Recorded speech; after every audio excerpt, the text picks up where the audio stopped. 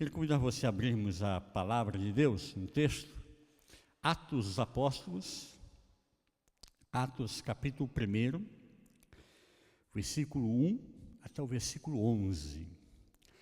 Atos dos Apóstolos, capítulo 1, versículo 1 até o versículo 11. Diz assim a palavra de Deus. Está facinho hoje, né? Atos dos Apóstolos, difícil de errar, né? Atos capítulo 1 diz assim: escrevi o primeiro livro, ó Teófilo, relatando todas as coisas que Jesus começou a fazer e a ensinar, até o dia em que, depois de haver dado mandamentos por intermédio do Espírito Santo aos apóstolos que escolhera, foi elevado às alturas. A estes também, depois de ter padecido, se apresentou vivo, com muitas provas incontestáveis, aparecendo-lhes durante 40 dias e falando das coisas concernentes ao reino de Deus. E comendo com eles, determinou-lhes que não se ausentassem de Jerusalém, mas que esperassem a promessa do Pai, a qual, disse ele, de mim ouvistes, porque João, na verdade, batizou com água, mas vós sereis batizados com o Espírito Santo. Não muito depois desses dias, então os que estavam reunidos lhe perguntaram: Senhor, será este o tempo em que restaures o reino de Israel? Respondeu-lhes: não vos compete conhecer tempos ou épocas que o Pai reservou para a sua exclusiva autoridade, mas recebereis poder ao descer sobre vós o Espírito Santo, e sereis minhas testemunhas tanto em Jerusalém, como em toda a Judéia e Samaria e até os confins da terra.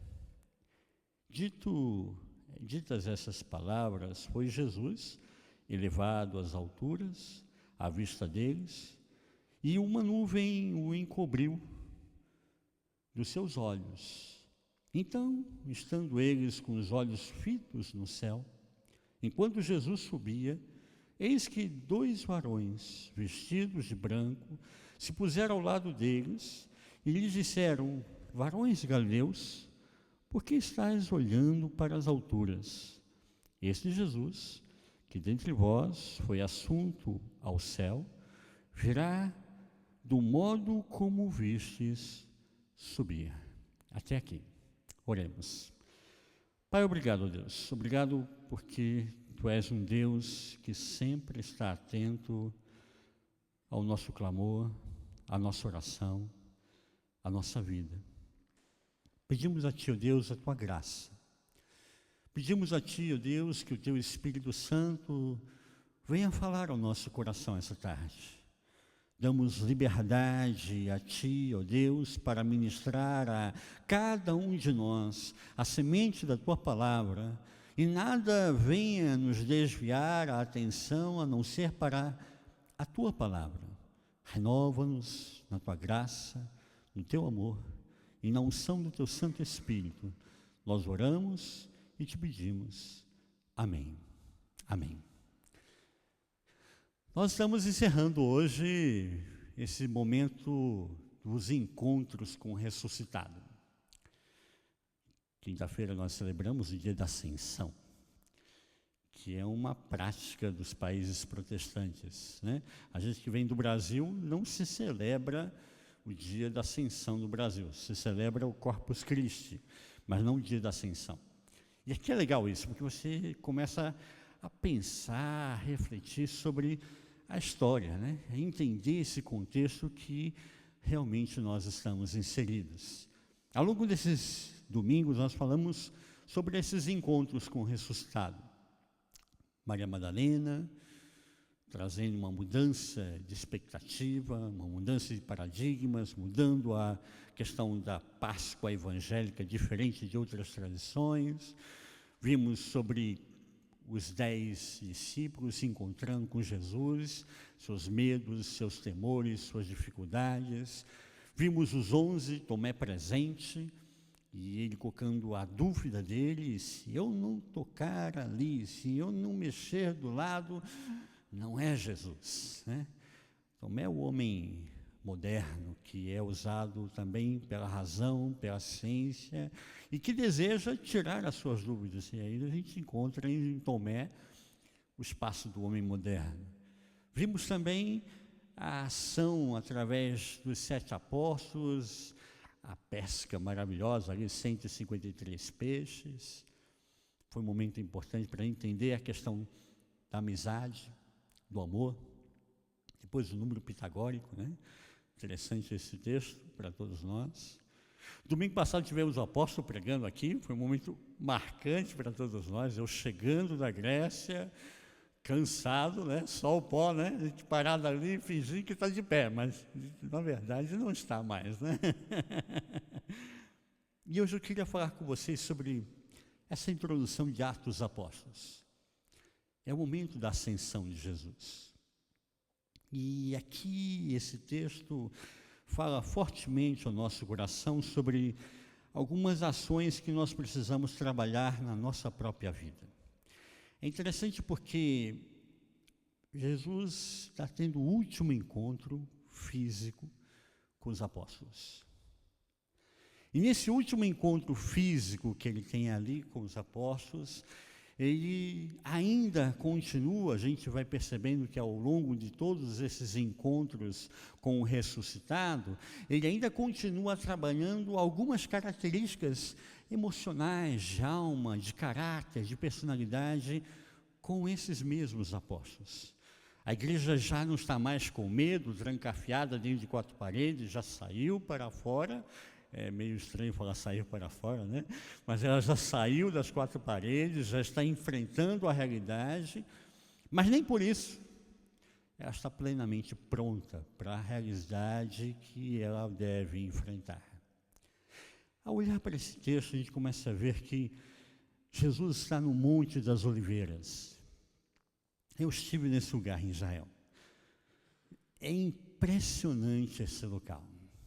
Estar no Monte das Oliveiras. Você vê a cidade toda, é o lugar que profeticamente está dito que Jesus voltaria e estaria no Monte das Oliveiras. Então, é o lugar que ele ascendeu e é o lugar que ele voltará. E eu imagino esse momento da ascensão. Quando eu estive ali, eu fiquei pensando, e a gente gosta disso, né? Pelo menos os pregadores, né? Fica assim pensando, imaginando, nesse momento, há 2000 anos atrás, Jesus estava ascendendo aos céus. E nessa situação, nós vemos que Jesus tem um desejo de trabalhar com os apóstolos, particularmente, que vão dar o início a essa nova igreja que vai surgir, que é a igreja cristã, que é o cristianismo. Mas nós como igreja, como discípulos de Jesus, também sermos trabalhados através dessa perspectiva. E olhando para esse texto, eu vejo 3 pontos importantes. 3 apontamentos eu queria trazer para nós essa tarde. O primeiro deles nós encontramos logo no início, quando nós lemos o texto. O versículo 3, ele fala aqui, no versículo 3, que a estes também, depois de ter padecido, se apresentou vivo, com muitas provas incontestáveis, aparecendo-lhes durante 40 dias e falando das coisas concernentes ao reino de Deus.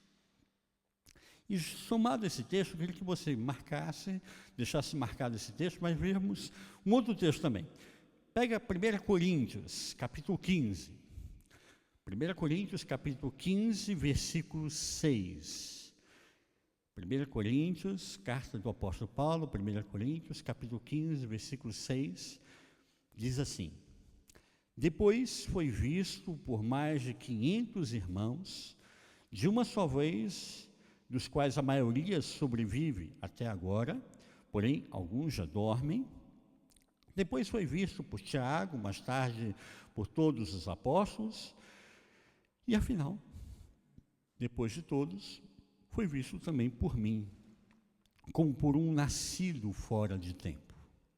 Paulo falando para nós sobre esse momento dos encontros do ressuscitado. É interessante porque nós vimos aqui no versículo 3 que Jesus ele procurou se apresentar a todos e deixar provas incontestáveis. E esse é o primeiro ponto que eu queria trabalhar essa tarde. Provas incontestáveis da ressurreição.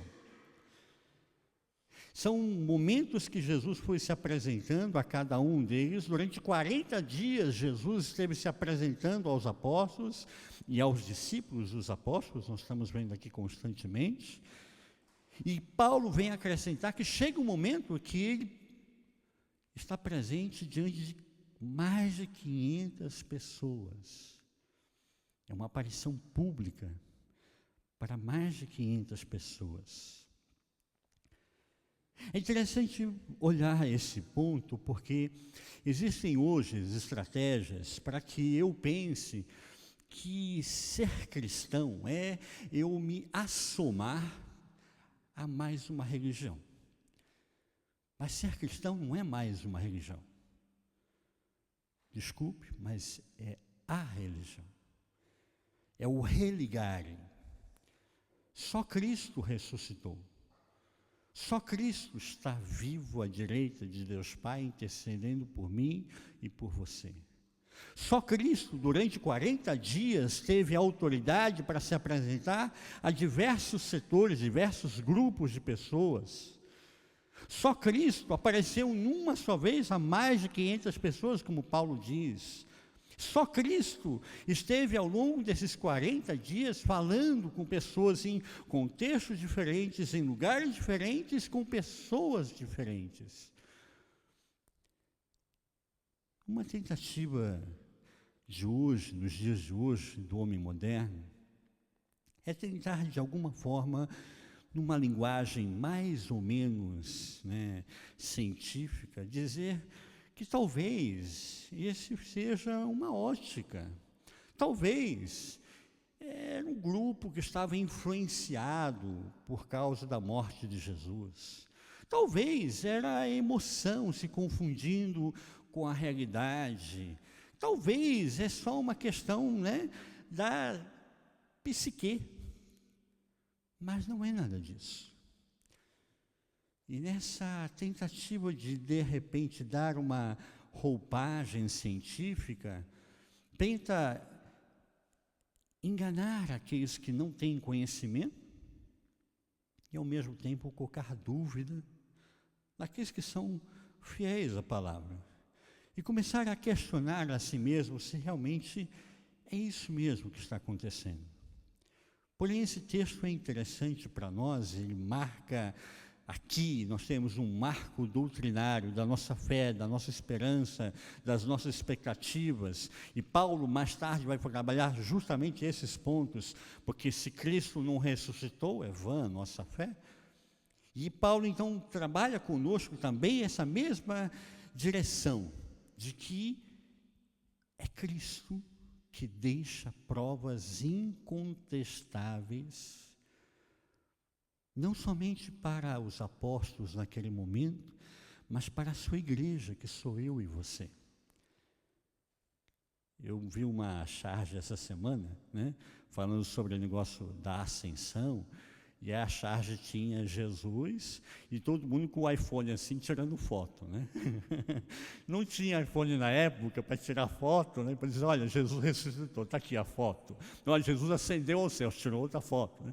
Seria fácil, mas não tinha na época. Então, eu e você não somos testemunhas oculares, e às vezes é difícil trabalhar essas expectativas, porque nós estamos distanciados do fenômeno, mas esse texto acaba mostrando para mim e para você que de formas incontestáveis, não é um fenômeno da psique, não é um fenômeno emocional, não é um emocionalismo, não é uma indução, mas é uma realidade, é Jesus por 40 dias se apresentando a grupos diferentes, Há lugares diferentes, em alguns momentos em um lugar fechado, em alguns momentos em um lugar aberto, alguns lugares públicos, alguns momentos são só os 7, os 10, os 11, daqui a pouco são 500. Não é possível trabalhar isso de outra forma. E aqui nós entendemos que nós temos que ter consciência de que Jesus está vivo, ressurreto. E Ele é o seu advogado, meu advogado, junto ao Pai. Mas junto com esse ponto, eu queria trabalhar um segundo ponto. O segundo ponto eu vejo nesse texto um pouco daquilo que eu e você vivenciamos estando distanciados desse momento, há 2000 anos atrás. E muitas vezes eu e você parece, pelo discurso moderno, parece que nós estamos numa religião. Eu sou cristão, mas por que eu sou cristão? E em muitos momentos as pessoas estão indo à igreja, estão participando da igreja, mas ela não se sente ainda a igreja. E muitas vezes é um sentimento, inclusive, de orfandade, de órfão, de distanciado daquilo que é o projeto de Deus. E é interessante esse texto, para mim, particularmente, porque ele vai mostrar para nós que esse sentimento precisa ser trabalhado no nosso coração para que eu e você, como igreja de Cristo, possamos realmente dar frutos, que é o desejo de Deus. Se você olhar depois em casa, fazer a tarefa de casa, Mateus 28, toda a parte final, 16 ao 20, Marcos 16, de 14 ao 18, Lucas 24, do versículo 44 ao 49, João capítulo 20, do versículo 21 ao 23, todos esses 4 evangelhos falam daquele momento da comissão de Jesus, que ele dá autoridade aos apóstolos para batizar, para pregar o evangelho, para fazer discípulos, e estes sinais os seguirão. Esse texto fala para nós sobre um momento em que Jesus está dando autoridade aos apóstolos e, consequentemente, à igreja. Mas falando aqui particularmente dos apóstolos, ele está dando autoridade aos apóstolos para fazer. Agora vocês vão fazer. Mas junto com essa autoridade que está dando aos apóstolos, os apóstolos também começam a ter consciência de que agora nós vamos fazer sozinhos.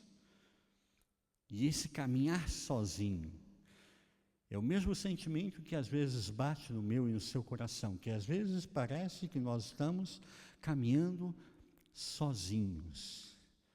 E é justamente nesse ponto que eu vejo as palavras de Jesus falando em João 14, não vos deixarei órfãos, mas eu voltarei para convosco e enviarei um outro Consolador, que é o Espírito Santo, que é o nosso companheiro e que nos ajuda no nosso dia a dia, no nosso caminhar.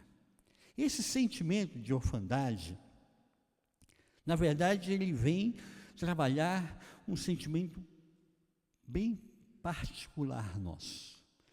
Jesus procurou deixar vários segmentos para mim, para você, para os apóstolos, sermões, exortações, sinais de milagres. Em vários momentos ele vai deixando relatos históricos para mim, para você, para que nós não nos sintamos órfãos, distanciados desse processo.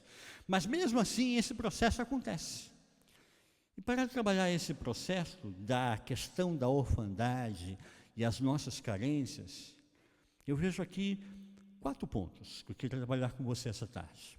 O primeiro deles está no versículo 4. O versículo 4 diz assim: e comendo com eles. 4a, só a primeira parte. E comendo com eles. Jesus ressuscitou, concordam comigo? Recebeu um corpo glorificado, ok?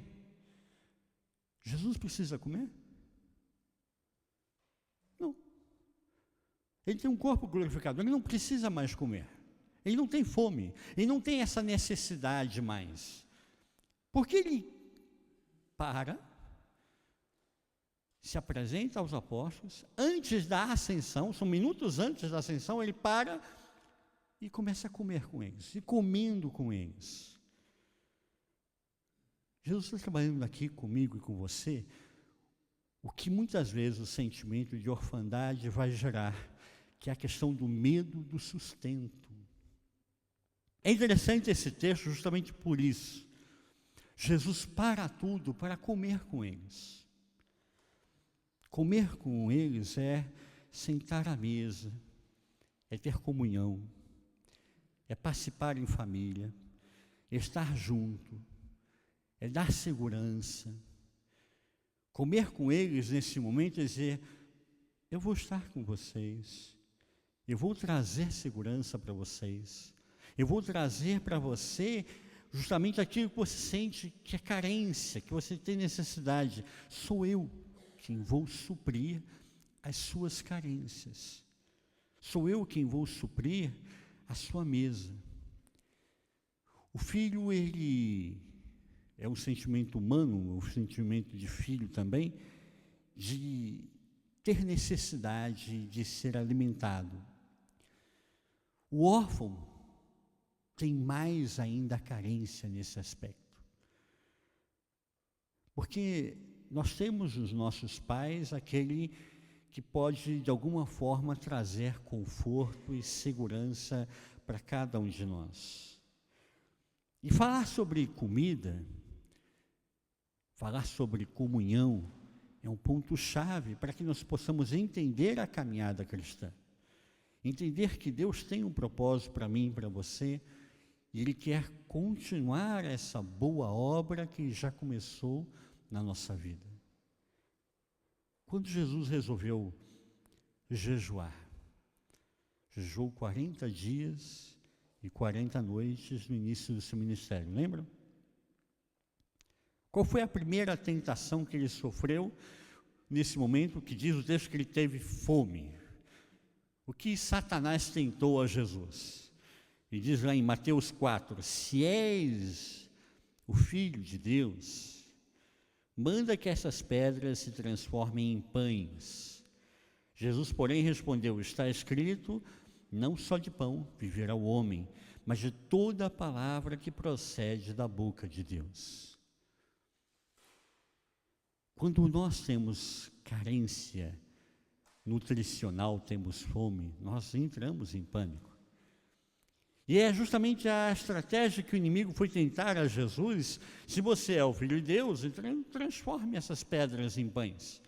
E é justamente a mesma estratégia que ele continua durante 2000 anos tentando a mim e a você. Se você é filho de Deus, se você é crente, se você é evangélico, né? Então, faça isso, Deus vai fazer um milagre.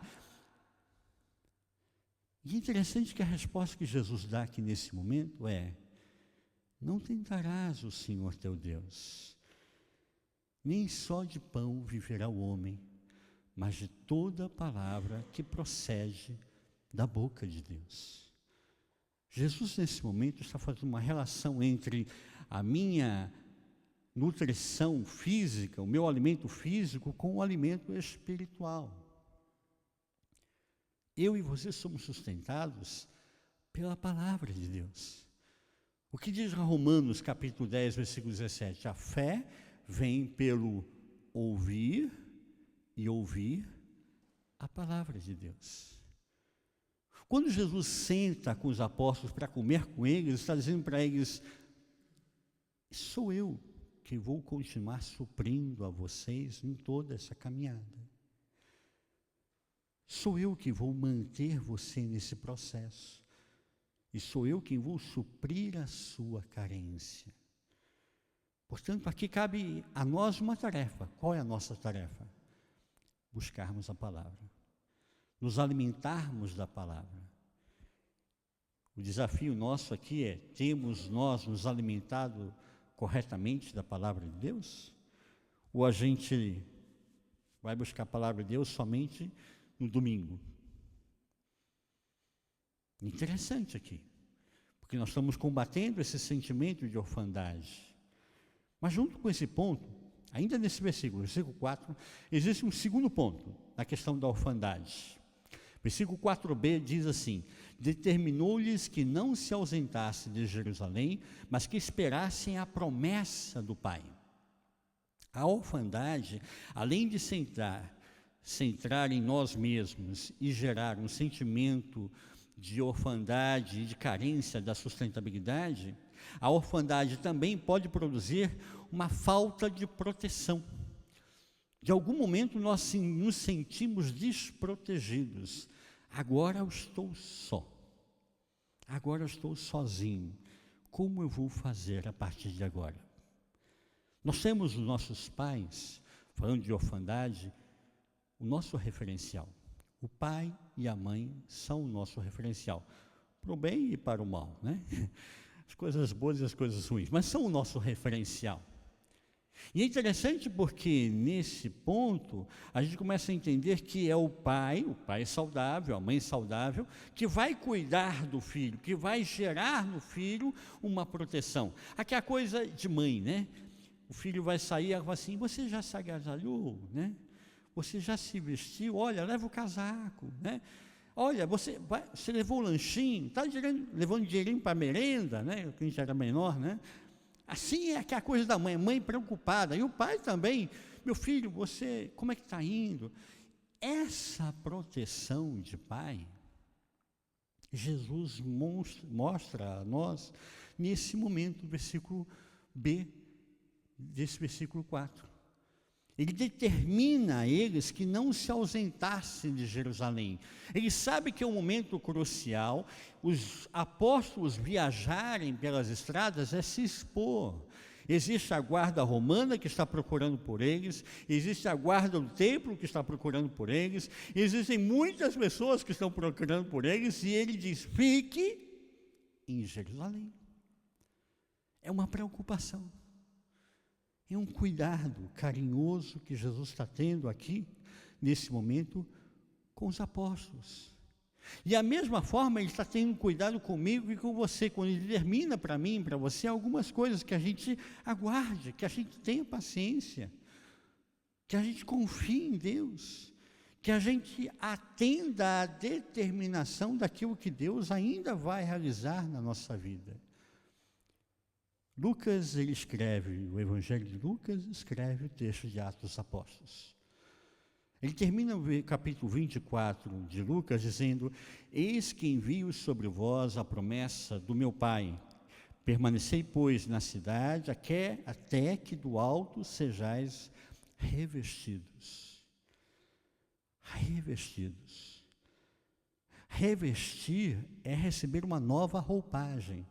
É receber uma segunda roupagem. Ele está falando para mim e para você que eu e você seríamos revestidos pelo Espírito Santo. Há uma segunda roupagem. Não basta eu, pela razão somente, e ter um assentimento racional, dizer que agora eu sou cristão. Eu preciso ter uma experiência com o Espírito Santo.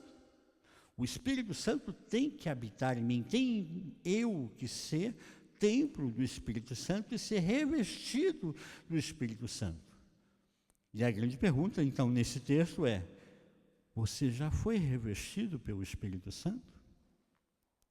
Você já teve essa experiência com o Espírito Santo? Porque é justamente essa experiência que vai tratar em mim e em você esse sentimento de orfandade. Mas há um terceiro ponto aqui interessante nesse texto. Versículo 6 diz, então os que estavam reunidos lhe perguntaram, Senhor, será este o tempo em que restaures o reino de Israel? Os apóstolos estão tão envolvidos ali, Jesus comendo com eles e conversando, aquele momento gostoso. Então imagino que de repente alguém, né?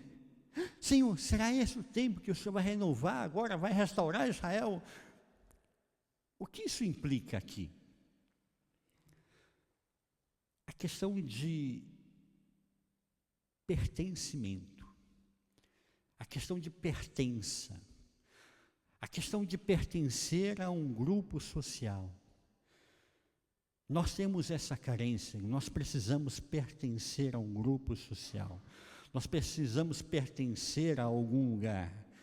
E os apóstolos aqui estão tão envolvidos com esse momento que há liberdade. há comunhão, há cumplicidade, há oportunidade de fazer aquelas perguntas que está em família mesmo, né? Então, sabe aquelas perguntas que a gente perde até o nexo, a noção das coisas, e faz aquelas perguntas idiotas, mas em público a gente não faz, mas em casa, em família, a gente pergunta, mas apóstolo, agora só a gente aqui, eu e você, né? Como é que é isso, apóstolo? Me explica isso. Aí o apóstolo dá risada, não, não é isso, não é nada disso. Esse momento fala para mim e para você que esse sentimento de orfandade gera em mim e em você uma carência de uma vida social. Jesus vem tratar justamente esse momento, quando ele chama os apóstolos para comer com eles, para estar com eles, para dar liberdade a eles, para fazer perguntas fora de contexto, fora do script, né? Ter liberdade para estar juntos. Eu e você somos parte do corpo de Cristo Jesus. Quando eu e você aceitamos a Jesus, nós fomos inseridos na família de Deus. Nós somos parte do corpo de Cristo Jesus. O Espírito Santo trabalha comigo e com você e nos ajuda a nós caminharmos como corpo de Cristo. Mas eu já fui inserido no corpo de Cristo quando eu aceitei a Jesus como meu Senhor e meu Salvador pessoal. A nova vida em Cristo Jesus, ela se dá a partir desse momento da comunhão. É o Espírito Santo que vai me ajudar a entender esse processo, me fortalecer nessa caminhada. E a orfandade, a solidão da caminhada cristã é vencida justamente porque eu agora faço parte da família de Deus. Você faz parte da família de Deus. E há momentos que a minha orfandade, o meu sentimento de solidão só vai ser tratado justamente quando eu estou inserido na família de Deus. Nunca como hoje eu percebi e percebo que ser igreja hoje, para mim, é ser uma grande família. A maioria de nós que estamos fora do nosso país, não temos familiares. Quando a gente está no nosso país, tem primo, tem tio, tem sobrinho, tem todo mundo lá. Mas quando a gente está fora, quando a gente começa a perceber e ter esse sentimento de carência, de orfandade, que a gente percebe que precisamos de uma família. E a família é a família de Deus. É a família do Pai. É aquilo que Deus está dando a mim e a você. Fazer parte da família de Deus. Fazer parte do projeto que Deus tem para mim e para você em Cristo Jesus. Entendermos que eu e você temos agora irmãos e irmãs em Cristo Jesus. Eu não chamo o meu irmão por uma questão teórica somente, porque agora nós somos irmãos em Cristo.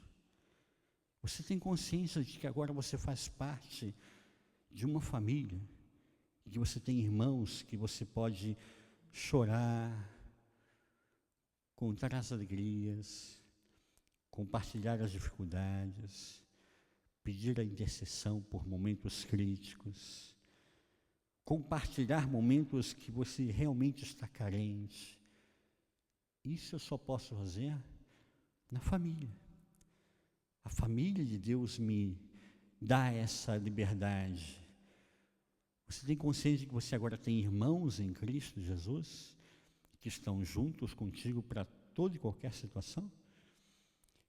Isso, o texto de Atos dos Apóstolos nos leva a entender isso. Mas há um quarto e último ponto aqui quanto à questão da orfandade. O versículo de número 8, da parte B, diz assim: sereis minhas testemunhas, tanto em Jerusalém, como em toda a Judéia e Samaria, até os confins da terra. Jesus está trabalhando aqui comigo e com você a questão do referencial. Eu preciso de um referencial. Você precisa de um referencial. E Jesus é esse referencial, ele diz assim: sereis minhas testemunhas. Eu sou testemunha de Jesus, não de Jeová, né? Sou testemunha de Jesus. Ele é o Senhor da minha vida. Aonde eu vou no açougue. Eu sou testemunha de Jesus. Eu vou na padaria. Eu sou testemunha de Jesus. Eu vou ao médico. Eu sou testemunha de Jesus. Eu vou à Grécia. Eu sou testemunha de Jesus. Aonde eu for, eu sou testemunha de Jesus. Ele é o meu referencial. Jesus é o meu exemplo.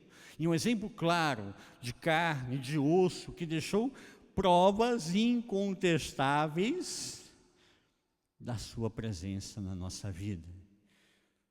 Então, o meu referencial, o meu espelho é Jesus. Aquele livro que virou best-seller, Nos Seus Passos, o que faria Jesus, né? Então, se Jesus estivesse aqui, o que Jesus falaria? O que Jesus faria no meu lugar, né? E eu desafio para mim, para você, entendermos que ser testemunho de Jesus é ter Jesus como espelho para a nossa vida. Jesus foi um bom filho, Jesus foi um bom homem de Deus, foi um homem que pagou seus impostos, um homem coerente, honesto, que ajudou o próximo. Então ele vai dando norteadores para mim, para que esse espelho venha produzir algo em mim, e eu seja reflexo desse espelho, seja imagem desse espelho, seja realmente imagem de Deus, imagem de Jesus. Mas ele diz aqui: sereis minhas testemunhas, tanto em Jerusalém, ou seja, ele começa a colocar uma origem. Nós precisamos de referenciais e nós precisamos de pontos de partida. Ele diz: começa aqui, aonde você está. Começa em Jerusalém. Começa dando testemunho para a sua família, para os seus familiares, para os seus vizinhos. Começa aqui na cidade de Jerusalém. O referencial, ele está sendo dado como ponto de partida a partir de Jerusalém. E aí, então, ele dá seguimento. Jerusalém, depois ele diz Judéia, Samaria e confins da terra. Judéia é o imediato. Curto prazo, a gente pensando aqui sobre planejamento, né? É a curto prazo. Depois que você atuou em Jerusalém, vai para a Judéia, a curto prazo. Samaria, Samaria é um pouco mais complicado, os samaritanos sempre foram complicados, né? Então é a médio prazo. Confins da terra, é a longo prazo. Ele está dando para mim e para você uma origem e um plano estratégico de crescimento para desenvolver a missão.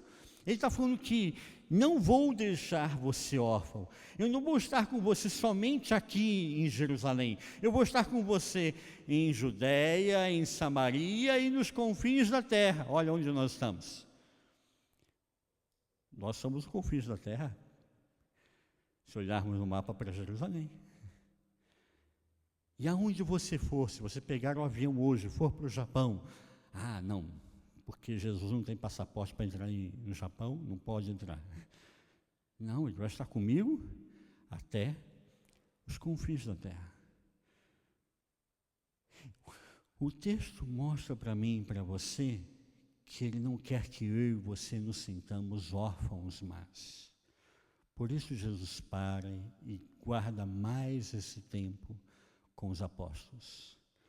Por isso este texto é escrito por Lucas e deixado para nós, para que eu e você hoje, século 21, entendamos que Jesus continua sendo o mesmo ontem, é o mesmo hoje e será eternamente. E assim como ele guardou aos apóstolos, ele guarda a mim e a você, que somos a igreja de Cristo Jesus, para que eu e você não nos sintamos mais órfãos, naquele assentimento científico, racional, de que eu participo de uma igreja, de uma religião.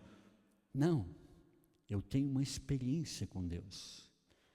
E essa experiência com Deus fala e faz toda a diferença. E aí, por último, o terceiro ponto que eu disse no início, seria a concretização do versículo 8. Ele diz: mas recebereis poder ao descer sobre vós o Espírito Santo. A promessa do Espírito Santo é uma realidade.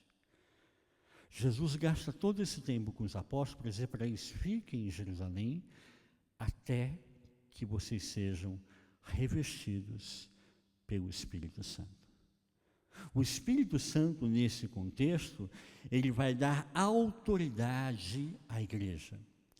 Hoje em dia está muito em voga a palavra empoderamento. Empoderamento das mulheres, as feministas falam, empoderamento dos homens, aí os machistas falam, né? Que bobeira. Jesus está dando aqui nesse momento empoderamento à sua igreja, a você, a mim, a cada um de nós. Ele está dando a mim autoridade, está me dando poder, autoridade em Cristo Jesus para exercer essa autoridade, para fazer a diferença. O texto de João 16 diz que o Espírito Santo vem convencer a mim do pecado, da justiça e do juízo. Mas é a partir do Espírito Santo que eu tenho um paracletos, que eu tenho um amigo que me auxilia para que eu não seja convencido do pecado, da justiça e do juízo há 3 anos atrás. Todos os dias. Todos os dias. É um processo dinâmico e contínuo. A bênção que eu recebi há 3 anos atrás foi legal, mas e a dessa semana? Você não recebeu bênção? Deus não falou na sua vida? O Espírito Santo não tem falado com você? Nós não estamos numa religião, nós estamos num contexto que eu agora e você agora fazemos parte da família de Deus. Deus fala comigo todos os dias. Pela sua palavra, por circunstâncias, por diversos sinais, o Espírito Santo continua falando comigo e com você, ministrando ao nosso coração, para que a gente entenda. Por isso esse empoderamento. Ele diz: recebereis esse poder, recebereis essa autoridade, que é dada na terceira pessoa da Trindade. Aqui nós estamos falando de doutrina. Existe Deus Pai, Criador e sustentador de todas as coisas.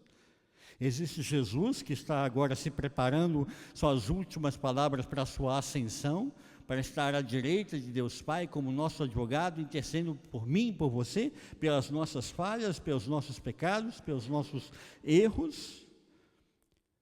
Mas também existe o Espírito Santo, meu amigo, meu companheiro, que me capacita todos os dias e me aponta para uma direção. Qual a direção que o Espírito Santo me aponta? Para Jesus. Sempre o Espírito Santo vai me mostrar Jesus, para que eu tenha como referencial a Jesus, para que eu tenha a Jesus como meu espelho, para que eu tenha a Jesus como meu exemplo, para que eu tenha a Jesus como Senhor da minha vida. Paulo diz em 2 Coríntios, capítulo 5, versículo 7, e assim, se alguém está em Cristo, é nova criatura. As coisas antigas já passaram, e tudo se fez novo. Há uma transformação diária na minha vida e na sua vida. As coisas antigas têm que passar na minha vida.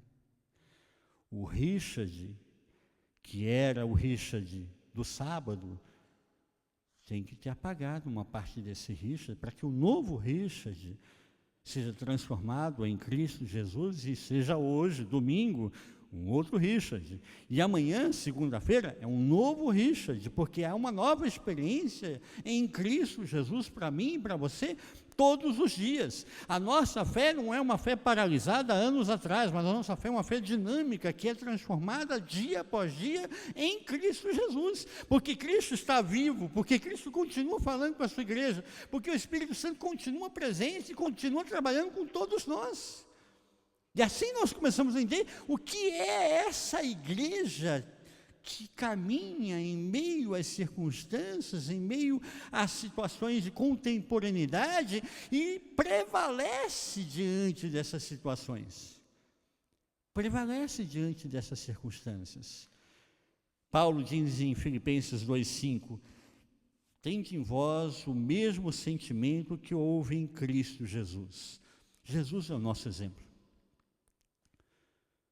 Assim como Jesus sentia a vida, eu tenho que aprender a sentir a vida com Jesus. Viver a vida como Jesus vivia.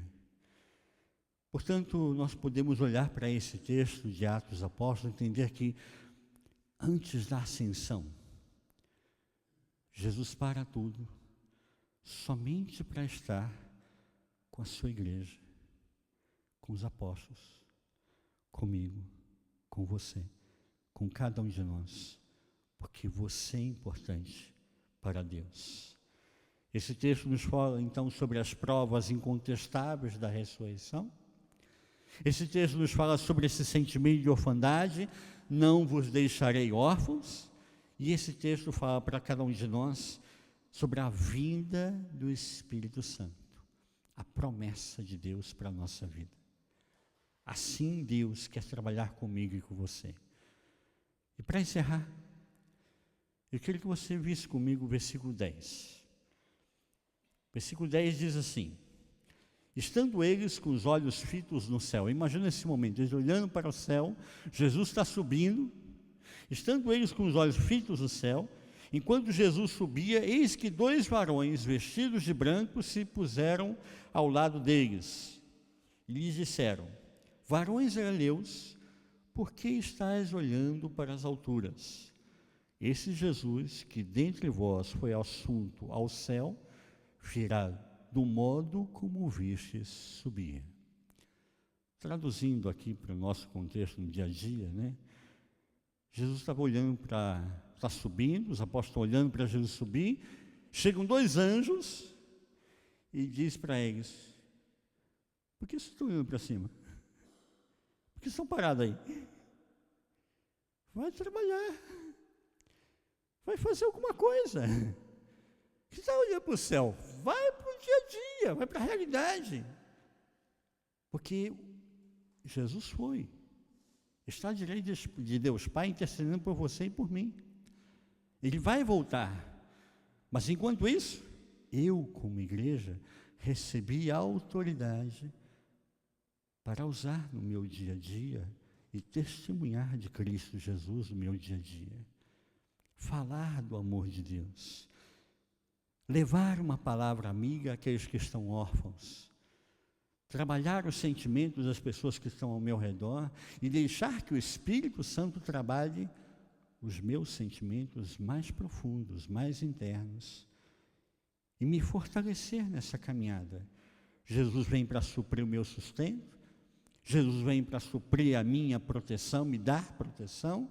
Jesus vem para me dar uma vida social e eu estar em família, na família de Deus.